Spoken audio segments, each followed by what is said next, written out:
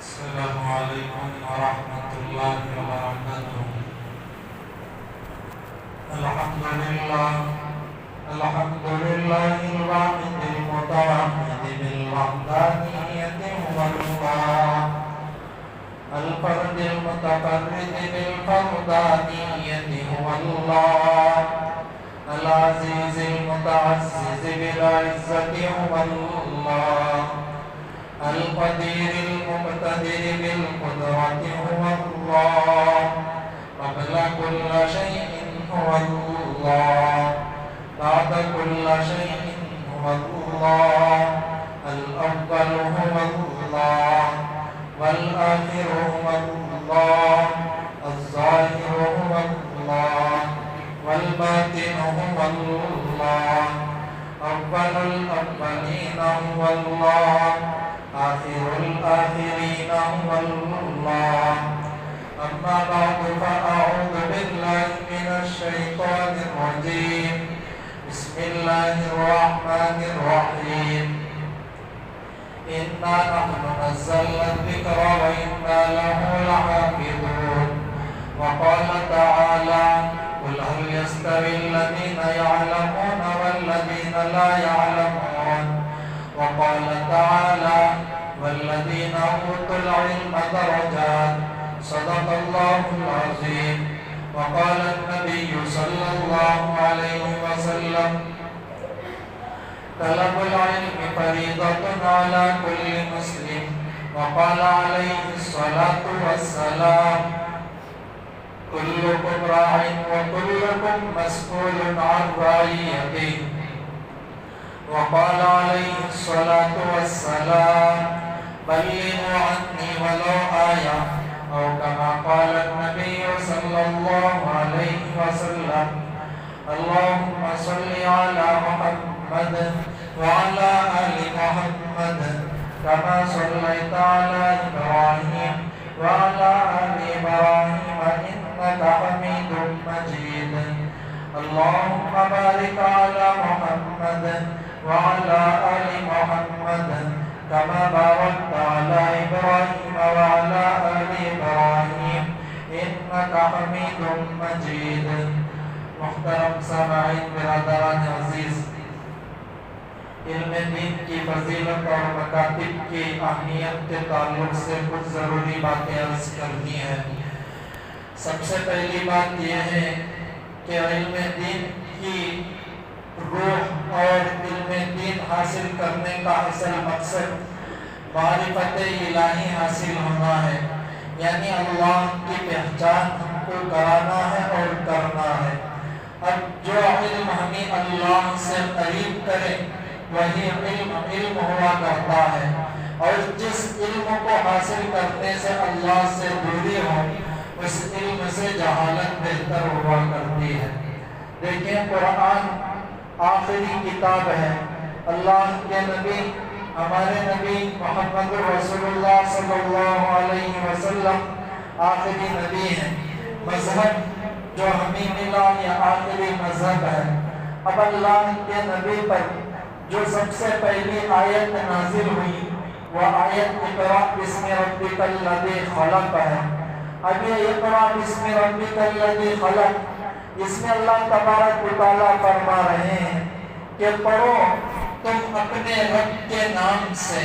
اب یہاں اللہ نے اقرأ فرمایا پڑھو، ساتھ میں شرط لگائی بسم ربک الذی، وہ پڑھی پڑھو جس پڑھی کے ذریعے سے تم اللہ سے قریب ہو، اللہ کے نام سے قریب ہو۔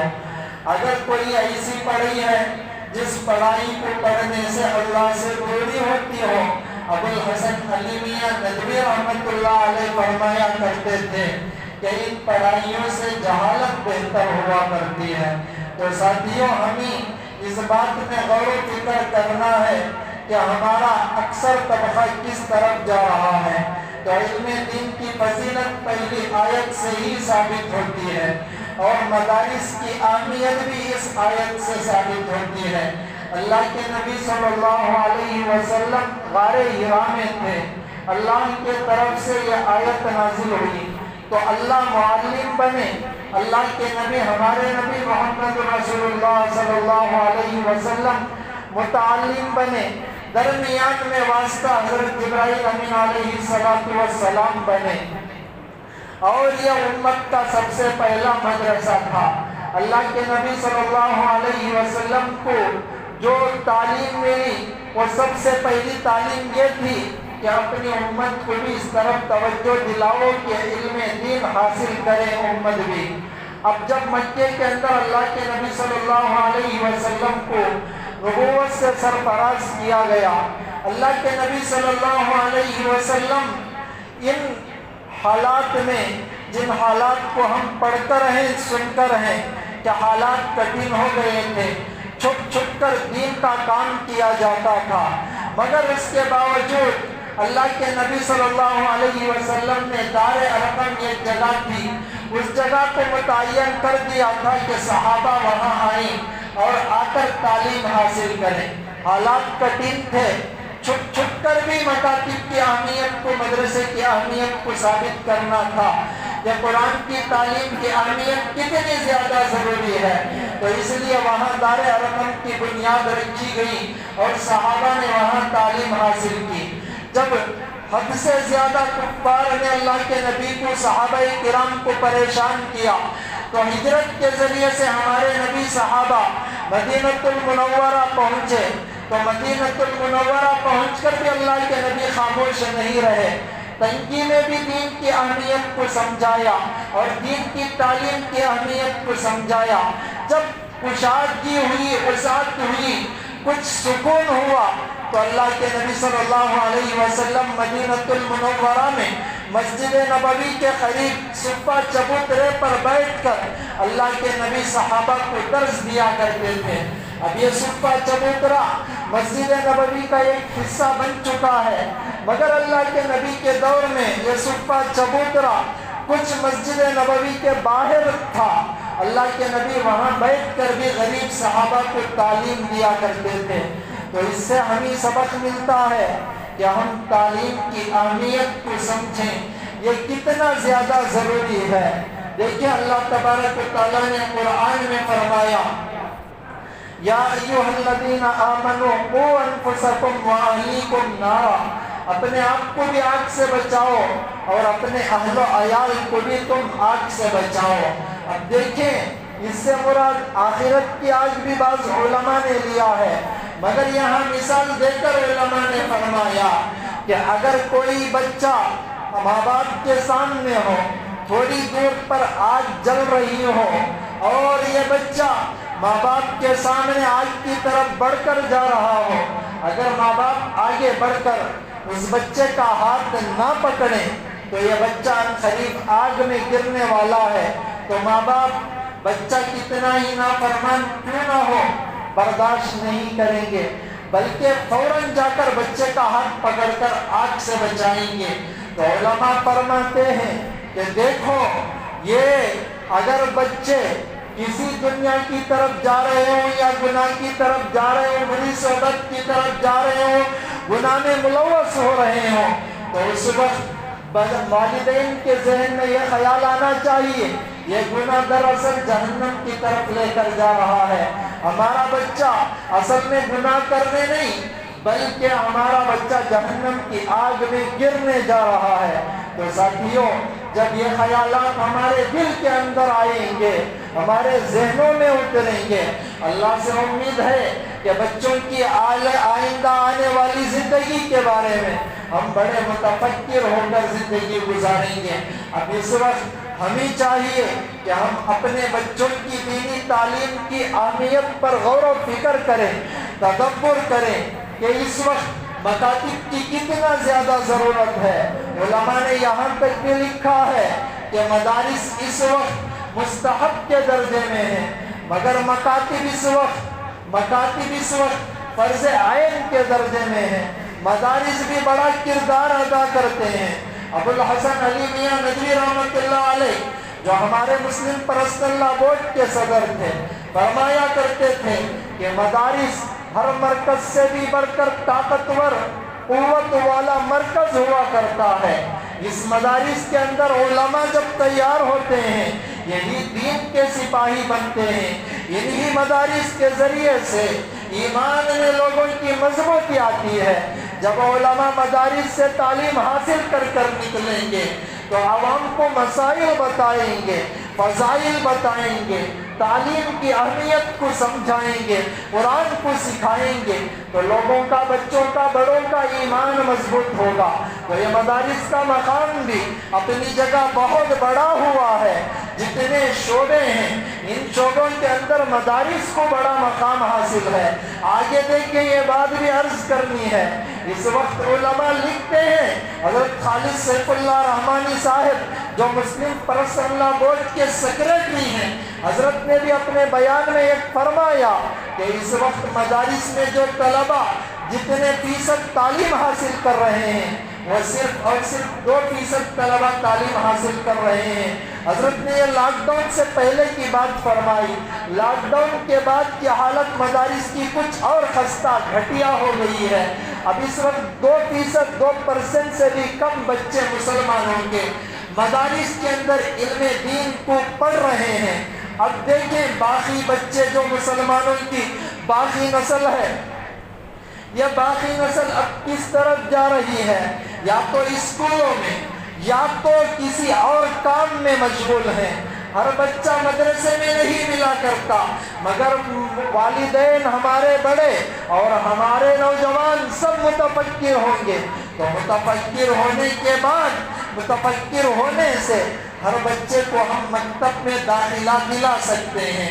تو اسی لیے مکاتب اس وقت فرض عین کے درجے میں ہیں۔ حضرت علی میاں ندوی یا عبد الرحیم رحمہ اللہ نے یہاں تک بھی فرمایا کہ دیکھو مسلمانوں کے بچوں کو اس وقت جو تعلیم کی اہمیت کو سمجھانا ہے وہ اہمیت غذا اور دوا سے بھی بڑھ کر ہے۔ اگر آدمی کو غذا نہ ملے تو موت کا شکار آدمی ہو سکتا ہے۔ اگر آدمی کو دوا نہ ملے، دوا نہ ملنے کی صورت میں بھی آدمی موت کا شکار ہو سکتا ہے۔ اب یہاں یہ بات فرمائی گئی کہ غذا سے بھی بڑھ کر، دوا سے بھی بڑھ کر اگر کوئی چیز ہے تو وہ چیز یہ دینی تعلیم ہے۔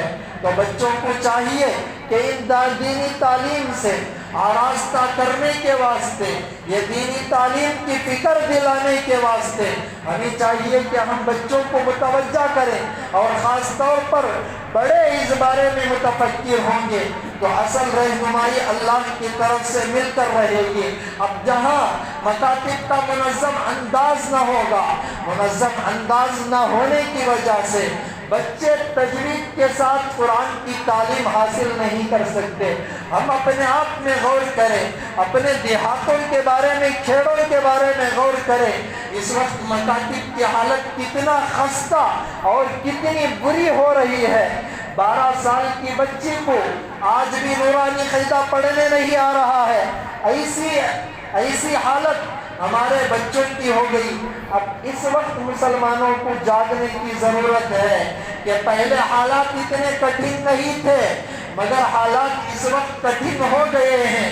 اب دیکھیں جہاں اسکولوں کے اندر نئی تعلیمی پالیسی کا نصاب آیا، ماہرین تو یہ بات کہہ رہے ہیں کہ یہ نئی تعلیمی پالیسی سے بچے ترقی کی راہ کو پہنچیں گے، مگر ہمارے علماء خصوصیت سے جو اسکولوں کے بارے میں بہت زیادہ ایجوکیشن رکھتے ہیں، بہت زیادہ معلومات رکھتے ہیں، ان علماء میں سے حضرت عبدالقوی صاحب نے بھی فرمایا، حضرت مولانا الیاس ندوی بھٹکلی نے بھی یہ بات فرمائی کہ دیکھو ہمارے یہاں جو تعلیمی نصاب لایا گیا ہے اس میں ماہرین کے کہنے کے مطابق بچہ ترقی کی راہ تو طے کر سکتا ہے، مگر اس میں جو روح شامل کی گئی ہے یہ روح بالکل اسلام کے خلاف ہے، بالکل ایمان کے خلاف ہے۔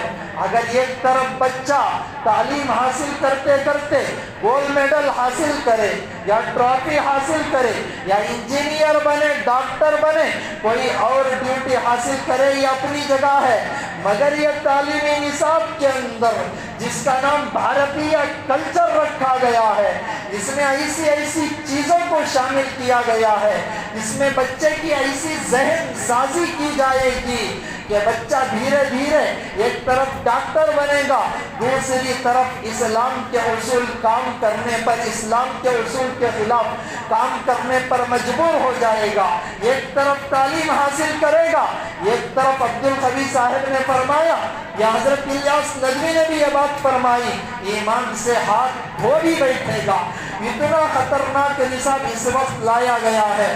اب مسلمانوں کو چاہیے کہ اب مسلمان اس بارے میں غور و فکر کریں کہ مسلمان بچوں کے واسطے تن من دھن کی بازی لگائیں اور اپنے بچوں کو دینی تعلیم سے آراستہ کریں، آراستہ کر کر خصوصیت سے مکاتب کی اہمیت کو اپنے ذہنوں میں، اپنے دلوں کے اندر اتاریں۔ حضرت شیخ الہند محمود الحسن رحمۃ اللہ علیہ جب مالٹا کی جیل کے اندر بند تھے، مالٹا کی جیل کے اندر کئی سال رہے، حضرت نے بڑا غور کیا، فکر کیا، تدبر کیا۔ جب مالٹا کی جیل سے باہر آئے، حضرت کا دارالعلوم دیوبند کے اندر ایک بیان رکھا گیا۔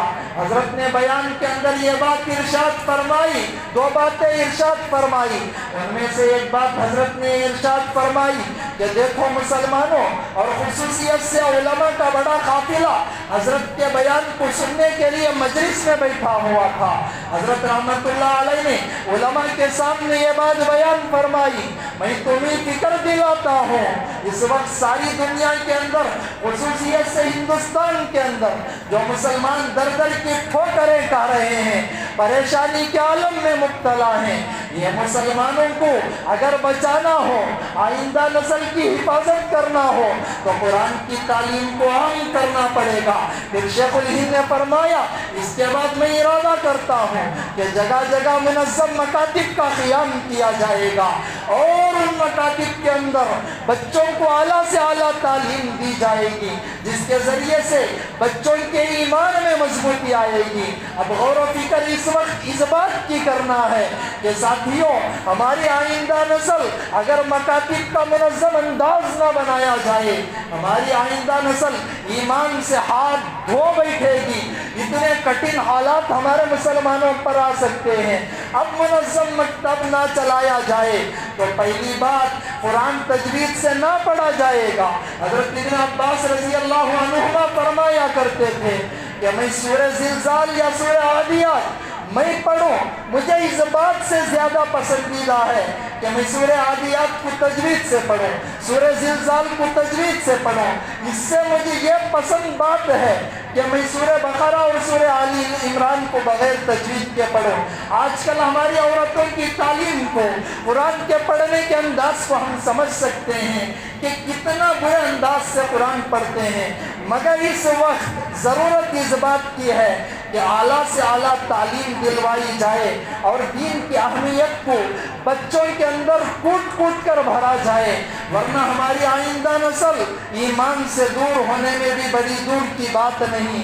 دیکھیں یہ بچے جو ہمارا فیوچر ہیں، ہمارے آئندہ نسل کی حفاظت ہیں، اگر یہ بچے تعلیم کو حاصل نہ کریں تو ہمارے لیے ہی پریشان کن لمحات کا سبب بن سکتے ہیں۔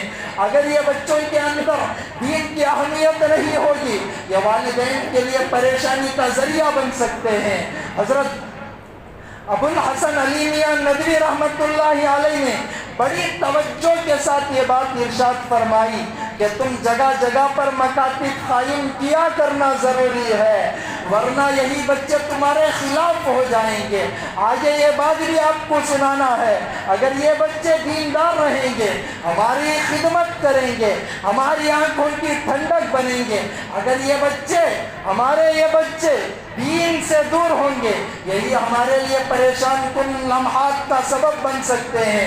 حضرت قاسم قریشی رحمۃ اللہ علیہ، اللہ جزائے خیر عطا فرمائے، اللہ حضرت کے درجات کو بلند فرمائے۔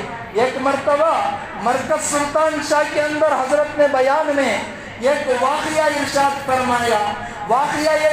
فرمایا کہ دیکھو دین کی اہمیت بچوں کو سمجھاؤ اور بچوں کو اچھی صحبت دلواؤ۔ یہ بات کہہ کر حضرت قاسم قریشی رحمۃ اللہ علیہ نے فرمایا کہ دیکھو ایک جگہ کا واقعہ میں سناتا ہوں۔ پھر حضرت نے واقعہ سنایا کہ ایک جگہ ایک والد کا انتقال ہوا، اولاد بے دین تھی، والد دین کی فکر بچوں کو دلانے میں کچھ کمزور تھے۔ جب انتقال ہوا تو والد کے منہ کے اندر جو دانت یا داڑھ ہوتے ہیں، ٹوٹنے کی وجہ سے والد مال میں بہت زیادہ فوقیت رکھتا تھا، کچھ سونے کے دان ڈلوائے تھے۔ جب انتقال ہوا تو انتقال کے موقع پر بچوں میں اونچ نیچ ہونے لگی کہ یہ داڑھ مجھے ضرورت ہے، یہ داڑھ مجھے ضرورت ہے، ان کو اگر فروخت کیا جائے، بیچا جائے تو اس کے ذریعے سے مجھے پیسے ملیں گے۔ آخر کار بچوں نے ان داڑھوں کو مرنے کے بعد نکال کر دکان میں جا کر فروخت کر دیا۔ اب دیکھیں، اگر بچوں کے اندر دین کی اہمیت ہوتی شاید یہ کام نہ کرتے۔ آج ہم اپنے بچوں کی دنیا بنانے کے واسطے تن من دھن کی بازی لگا رہے ہیں، مگر دین نہ سکھایا جائے، یہی بچے ہمارے خلاف ہو سکتے ہیں۔ حضرت نے اسی مجلس کے اندر ایک اور واقعہ یہ بھی سنایا کہ ایک والد سونے کی انگوٹھی یا اس سے بھی کوئی اور قیمتی انگوٹھی انگلی کے اندر پہنے ہوئے تھے۔ جب والد کا انتقال ہو گیا، انتقال کے بعد والد کی انگوٹھی کچھ موٹا پن حاصل کر گئی، جس کی وجہ سے انگوٹھی نکالنے میں تکلیف درپیش ہوئی۔ حضرت نے یہ بات فرمائی، ڈاکٹروں کو بتایا گیا تو ڈاکٹروں نے کہا ایسے ہی تدفین کر دینے میں کیا حرج ہے۔ تو بچے بے دین تھے، فوراً باپ کی انگلی کاٹ کر پھینکی اور اس انگوٹھی کو نکال کر فروخت کر دیا۔ جب بچے بے دین ہوتے ہیں، موت کے بعد بھی ہمیں نہیں بخشتے، تو ہماری زندگی میں ہمارا کیا ادب کریں گے؟ تو اس لیے ساتھیوں، اگر بچے نیک بننا ہے تو دو کاموں کو ضرور کرنا ہے۔ ایک بات یہ ہے کہ بچوں کو دینی تعلیم کی اہمیت پر آمادہ کیا جائے، دینی تعلیم کی اہمیت کو سمجھایا جائے، اور دوسری بات ان کو صحیح صحبت دی جائے۔ اگر صحیح صحبت بھی نہ دی جائے، یہی بچے ہمارا ہاتھ چھوڑ کر چلے جائیں گے۔ آج کل تو ٹیکنالوجی اتنی زیادہ بڑھ گئی ہے کہ باہر بھی جانے کی ضرورت نہیں، باہر جائیں گے تو ایمان کا خطرہ ہے، یہ پہلے کہا کرتے تھے، مگر آج حالت اتنی خطرناک ہے، گھر کے اندر بیٹھنے سے بھی ایمان کو موبائل کے ذریعے سے لیا جا رہا ہے۔ ہم غور کر سکتے ہیں کہ ہمارے بچوں کے ایمان میں کتنی کمزوری اس وقت موبائل کے ذریعے سے آ رہی ہے۔ تو ساتھیوں، فکر کرنا ہے، صحبت اچھی دینا ہے، صحبت اچھی ہوگی، یہی صحبت جنت کی طرف لے کر جائے گی۔ اگر صحبت غلط ہوگی، یہی صحبت بچوں کی جہنم کی طرف لے کر جائے گی۔ ہم واقعہ سن کر ہیں، اصحاب کہف جو 7 آدمی تھے جنہوں نے 309 سال تک آرام کیا، بعد میں اللہ نے نیند سے بیداری عطا کی۔ ان کے ساتھ ایک کتا بھی تھا۔ جانور تو کل قیامت کے میدان میں زمین کے جیسا مٹی بنا دیے جائیں گے، مگر اس کتے کو اللہ تبارک و تعالی جنت میں داخل کریں گے۔ کیوں؟ اس کی وجہ یہ کہ اس کتے کو اچھی صحبت ملی۔ اور ایک واقعہ ہم سن کر ہیں کہ ہم نے سنا ہے حضرت نوح علیہ السلام بہت بڑے نبی تھے، مگر ان کا بیٹا بروں کی صحبت اختیار کر گیا۔ ہوا کیا؟ جہنم کا ایندھن بن گیا۔ صحبت آدمی کو کہیں سے کہیں پہنچا سکتی ہے، اگر صحیح صحبت ہوگی نیک بنائے گی، اگر صحبت غلط ہوگی یہی صحبت ہمارے بچوں کو جہنم کا ایندھن بنا سکتے ہیں۔ اور خاص طور پر دینی تعلیم اس وقت بچوں کو دلوانا ضروری ہے۔ اگر دینی تعلیم سے نہ آشنا کیا جائے گا، یہی بچے آگے چل کر ہمارے خلاف ہو سکتے ہیں۔ اب ہمیں مکاتب کو منظم انداز سے چلانا پڑے گا۔ اب جیسا پہلے چلتے تھے اب بھی ایسے ہی چلے، کیا فرق پڑ جائے گا؟ ان باتوں کو ہم اپنے ذہنوں سے نکالنا پڑے گا۔ اس میں بڑے، ذمہ دار، بزرگ، نوجوان ہر ایک کو متفکر ہو کر مکاتب کے انداز کو منظم بنانے کے واسطے علماء تو رہیں گے، مگر باہر کا جو نظام سنبھالنا ہوتا ہے یا عوام کی ذمہ داری ہوتی ہے۔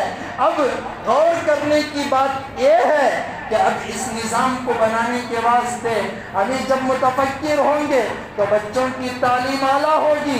اب جب تعلیم اعلیٰ ہوگی، اس اعلیٰ تعلیم کی وجہ سے ہمارے بچوں کا ایمان محفوظ رہے گا. حضرت مولانا عبدالخبیر صاحب قبلہ دامت برکاتہم نے یہاں تک یہ بات بھی ارشاد فرمائی اپنے ایک بیان کے اندر کہ تم دین کے دوسرے بڑے بڑے کام کر رہے ہو، یہ کام تو اپنی جگہ بڑے ہیں مگر تم نے مکاتب کا کام نہ کیا. حضرت کے الفاظ میں نقل کر رہا ہوں، حضرت نے فرمایا اگر تم مکاتب کا کام نہ کیا، مدارس والے ہو، خانقاہ والے ہو، تبلیغ والے ہو، کوئی اور ہو، تم نے مکاتب کا کام نہ کیا تو کل قیامت کے دن یہ کام تم نے مکاتب کا کام نہ کرنے کی وجہ سے نجات نہیں دلا سکتے. اتنی اہمیت ہمارے علماء بتلا رہے ہیں. ساتھیوں، حالات بدلتے ہیں تو حالات بدلنے سے احکام بدل جاتے ہیں. زمانہ بدلتا ہے، طریقے بدلنا پڑتا ہے. آج ہمیں مدارس کے اندر اس طرف توجہ دلائی جاتی ہے، ترجیحات کے علم کو سیکھنا ضروری ہے. یعنی زمانے کے اندر جس چیز کی اس وقت ضرورت ہے اس ضرورت کو تمہیں سمجھنا پڑے گا.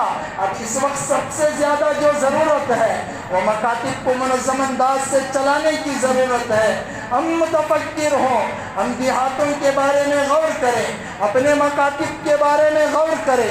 ان مکاتب کے اندر بس قرآن پڑھا دیے ختم، یہ بات نہیں ہو سکتی. قرآن تو اصل ہے، اس کے ساتھ ساتھ قرآن کے عقائد کو بھی پڑھانا ہے، مسائل کو بھی سکھانا ہے، احادیث کو بھی یاد دلانا ہے، سنتوں کو بھی بچوں کے دلوں میں بٹھانا ہے.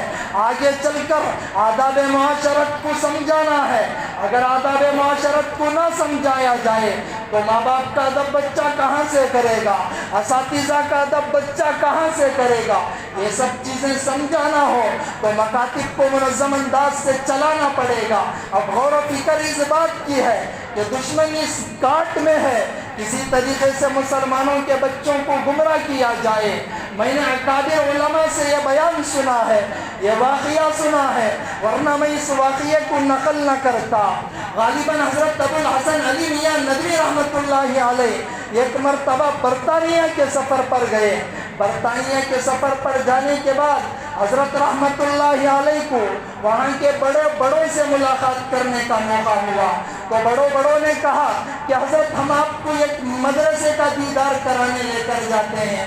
حضرت نے فرمایا میں تو اسی لیے آیا ہوں کہ میں دیدار کروں. پھر حضرت کو ایک مدرسہ جو جنگل میں تھا، جنگل کے ایک مدرسے میں حضرت کو لے جایا گیا. جب حضرت کو وہاں لے جایا گیا تو حضرت رحمۃ اللہ علیہ نے مدرسے کے اندر دیکھا بڑی اعلیٰ طریقے سے تعلیم ہو رہی تھی. سارے طلبہ پگڑیاں پہنے ہوئے تھے، سارے طلبہ کا حلیہ بالکل لباس سفید تھا. حضرت ابوالحسن علی میاں ندوی رحمۃ اللہ علیہ بڑے فراست والے تھے، اللہ نے بڑا مقام عطا کیا تھا. ابوالحسن علی میاں ندوی رحمۃ اللہ علیہ نے سارے مدرسے کو دیکھا، خوش ہو گئے. اتنا اچھا مدرسہ، یہ جنگل کے اندر اتنا بہترین نظارہ. پھر حضرت نے خوشی کا اظہار کیا، باہر آ گئے.